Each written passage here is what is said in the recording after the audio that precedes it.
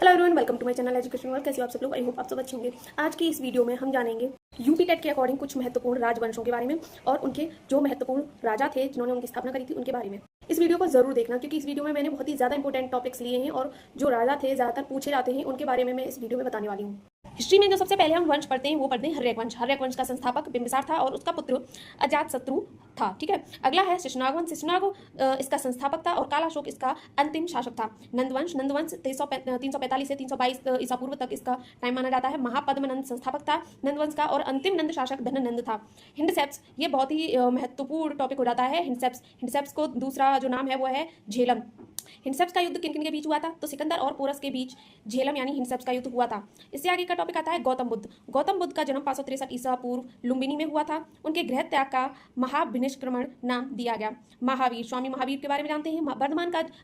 वर्धमान स्वामी महावीर का बचपन का नाम था। ठीक है, वर्धमान का जन्म वैशाली के निकट कुंडाग्राम में 540 ईसा पूर्व में हुआ था और उनकी माँ का नाम त्रिशला था। मौर्य वंश, इसके बाद आता है मौर्य वंश। मौर्य वंश का जो शासन रहा है 321 से 297 तक रहा है। चंद्रगुप्त मौर्य ने धननंद को हराकर पाटलिपुत्र में मौर्य वंश की स्थापना की। मेगास्थनी चंद्रगुप्त मौर्य के समय भारत आया था। बिंदुसार चंद्रगुप्त का बेटा था। बिंदुसार का पुत्र अशोक और जिसका टाइम पीरियड था 268 से 232 तक अशोक ने राज किया। अशोक के जीवन का जो महत्वपूर्ण घटना थी वो थी कलिंग का युद्ध।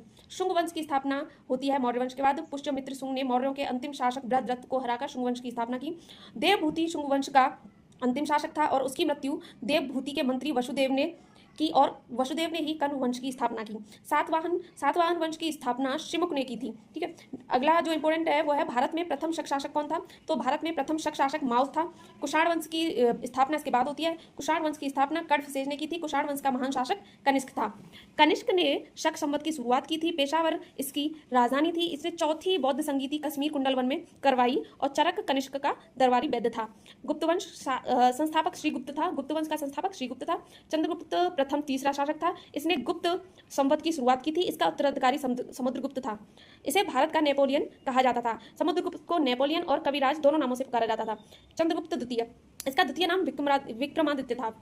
प्रसिद्ध चीनी यात्री फहान चंद्रगुप्त द्वितीय के शासनकाल में भारत आया। कुमारगुप्त इसका उत्तराधिकारी था। इसके बाद स्कंदगुप्त उत्तराधिकारी बना। स्कंदगुप्त ने भी विक्रमादित्य की उपाधि धारण की।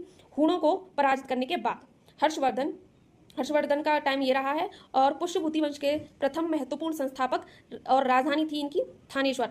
पुष्यभूति ही पुष्यभूति वंश के संस्थापक थे। ठीक है, दूसरे पुत्र थे कौन? हर्षवर्धन। पुष्यभूति के जो दूसरे पुत्र थे वो हर्षवर्धन थे। बाणभट्ट हर्ष के दरबारी कवि थे तथा हर्षचरित, कादंबरी और पार्वती परिणय के रचयिता थे। चीनी तीर्थयात्री हेनसोंग हर्षवर्धन के समय आया था। चालुक्य वंश का संस्थापक पुलकेशिन, इसने बादामी राजधानी के साथ एक छोटे राज्य की स्थापना की थी। पिछले क्वेश्चन पेपर को उठा के देखें तो ये टॉपिक्स बहुत ही ज्यादा इंपॉर्टेंट हो जाते हैं और उन्हीं के अकॉर्डिंग मैंने ये टॉपिक निकाले हैं। क्वेश्चंस ऐसे बन जाते हैं जैसे कि हिंसोंग किसके टाइम पर आया था, फहान किसके टाइम पर आया था, कविराज किसे कहा जाता है, नेपोलियन किसे कहा जाता है। तो ये बहुत ज्यादा इंपॉर्टेंट टॉपिक हो जाते हैं, इसलिए वीडियो को एक बार जरूर देखना और देखने के बाद लाइक जरूर करना।